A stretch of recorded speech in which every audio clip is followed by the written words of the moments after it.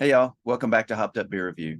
Today we are drinking Craft or Die Volume 4 from 13 Stripes Brewery out of Taylor, South Carolina. Thanks for joining us.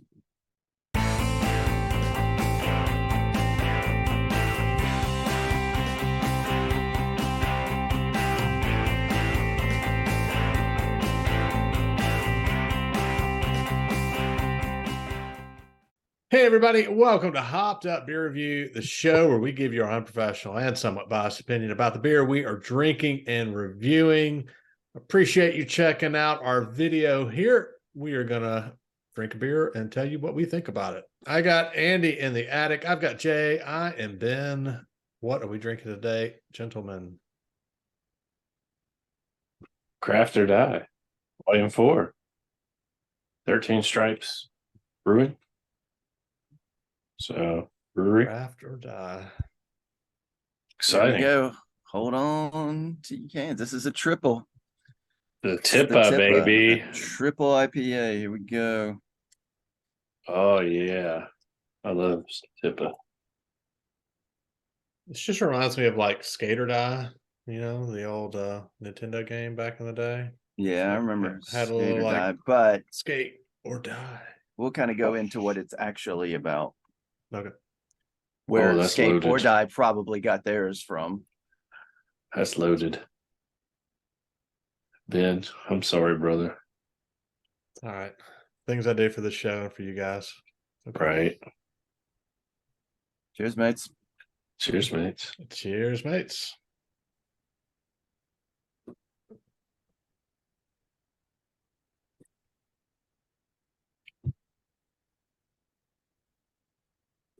It's loaded. Ooh. 12%er right here. 12%er. Wow. Yeah, I was thinking. Yeah. I couldn't get any information on the IBUs in it. So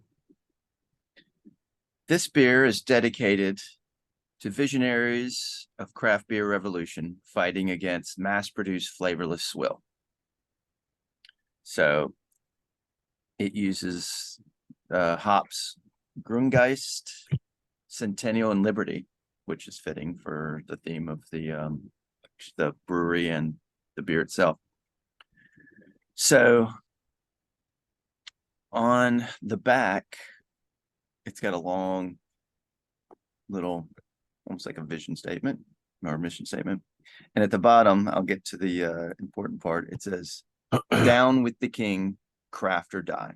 Now, this is a big reference to Revolutionary War times. American Revolution times like that. That's why they called the brewery 13 Stripes Brewery. I'm going to kind of mix in just talking about this beer and the brewery because it kind of all blends into one.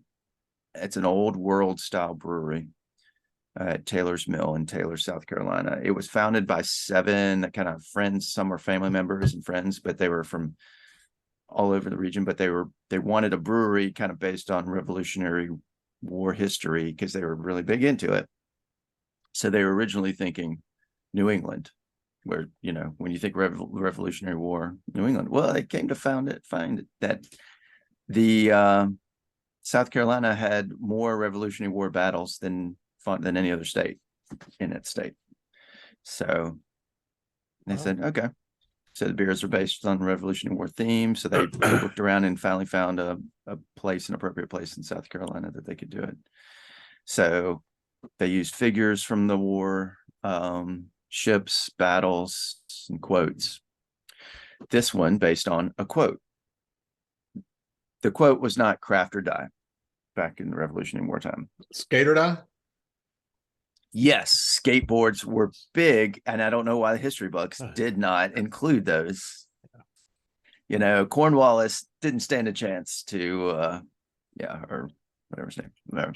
But the quote that it's taken from is by Benjamin Franklin, who was trying.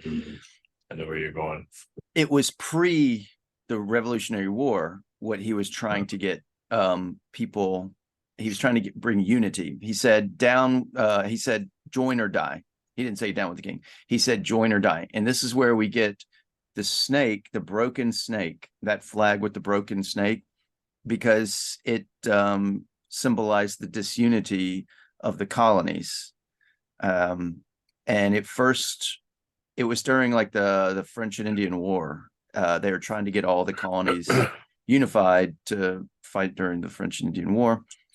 And it first appeared in the Pennsylvania Gazette on, what would I write that? May 9th, 1754. So we're talking more than 20 years before the Revolutionary War.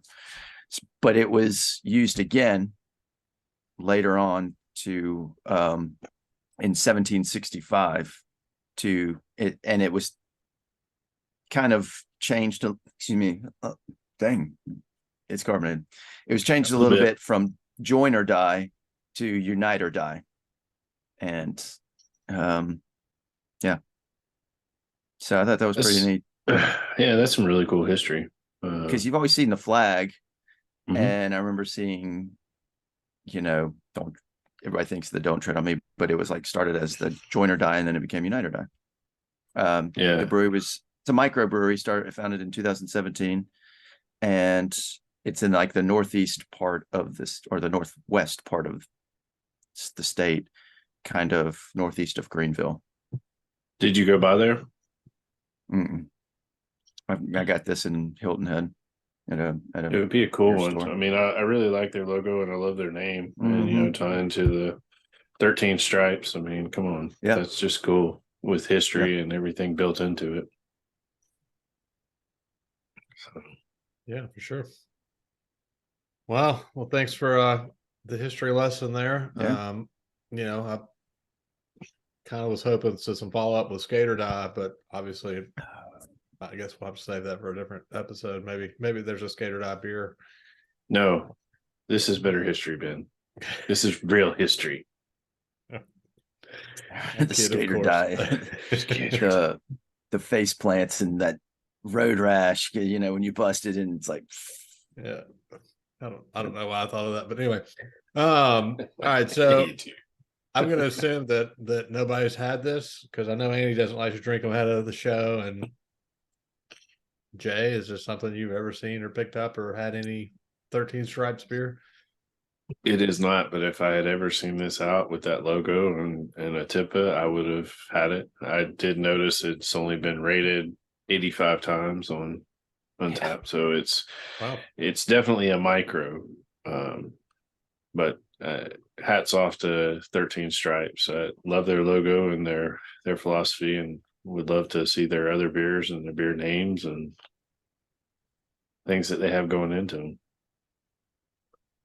So, all right, sounds good. Well, I'll jump in and go first, because not the IPA guy, right? So I'll give you my thoughts ahead of time. I don't really know where to go with this one. It's not real bitter to me. I mean, there's not overly bitter. It's very juicy. It's very, I mean, I get a lot of juice type flavor out of it, but it's also very, 12%. It tastes very boozy to me too. It reminds me, we had the barley wine recently, right? That was the high ABV.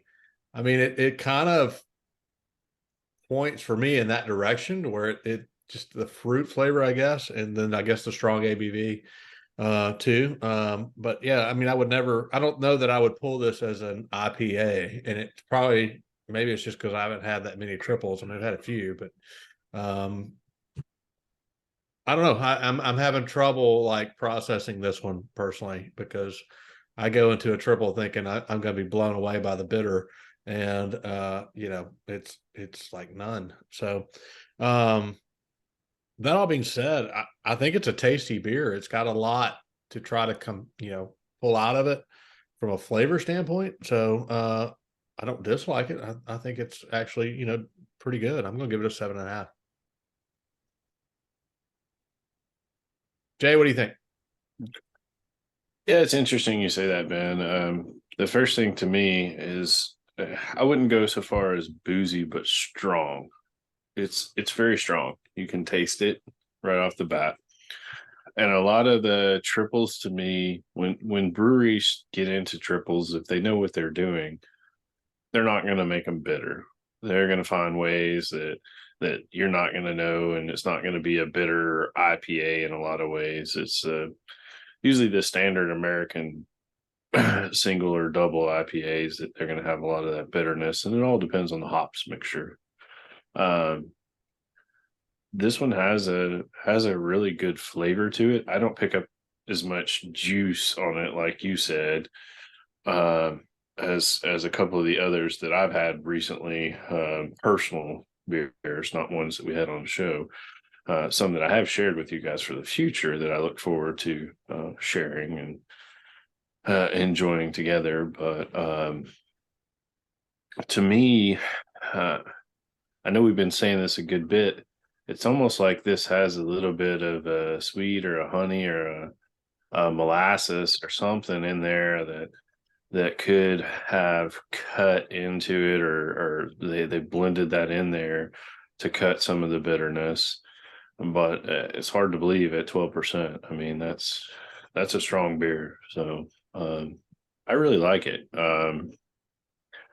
I struggle how to rate this one. I think I'm gonna have to go with an 8. It's a good beer. Thank you, Andy. Yeah. I see what you're saying, Ben, but I have to say we need to remember back to some of the other doubles that we've had, even though this is a triple. I don't know if have we had a triple on here before? I think we maybe had one or two. Yeah.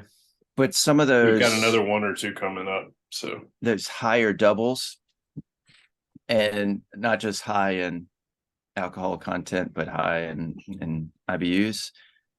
Think Gorilla Knot. Think Hop Slam. I know it's hard to think. It's been well over a year since we reviewed that, but they get that, like Jay said, that sweet, almost like honeyed taste, and that, you know, I guess part of the process, you don't get this horrible hot bomb of a beer where you're just bittered out. I think more of our IPAs, like especially West Coast, you're going to get just a regular IPA, a lot more bitter out of it, based on the style and how they do it. This is good, and I appreciate being 12%. It doesn't taste too boozy. It tastes, like Jay said, strong, and I don't mind a little strong beer. I wouldn't want it to go any sweeter. I think this is at the upper level of the sweetness that I could take. It's definitely a sipper. You don't want to take it too fast. I agree with Jay. I'm going to go 8.0. Yeah, the one thing I've seen with some of the triples, I mean, this one, it's got great color. I mean, mine doesn't show up as well. Ben's always does. Ben, flash your beer. You can see through it in a lot of ways. And some of the other triples that I've had lately, I mean, they look like orange juice, and they get super juicy and things like that. So I'm highly curious when we've got 1 or 2 on deck to see how Ben will like those. I know Andy, you'll love them. I don't have any doubt about that, but I want to see how Ben likes things from some of these that are upcoming. Like Ben, this is a good one. I appreciate it, Andy. Yeah, I think it's probably partly for me just a mental block of, hey, it's an IPA. Okay, it's going to be double. Okay, it's going to be triple. That to me, anytime I think about IPA, I think bitter, and it's just one of those things that I can't control my brain to think differently. And obviously, we've had enough IPAs on this show, and I've had enough outside of this where my brain should be fixed of that, but it's not. It just isn't. So, well, the can art caught my eye first, and then when I was looking at the can, I saw it was a triple. I was like, "Yep, sold." Yeah, for sure. That will be a 7.7 for Craft or Die from 13 Stripes Brewery out of South Carolina. Definitely one as a micro, you're probably going to have a hard time finding, but if you happen to see this beer out there, you need to grab it and give it a shot, especially if you are an IPA drinker.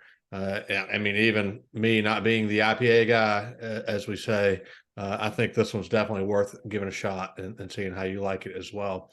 A really great flavor on this beer. So thanks, Andy, for grabbing it for us and bringing it on the show. Definitely appreciate that.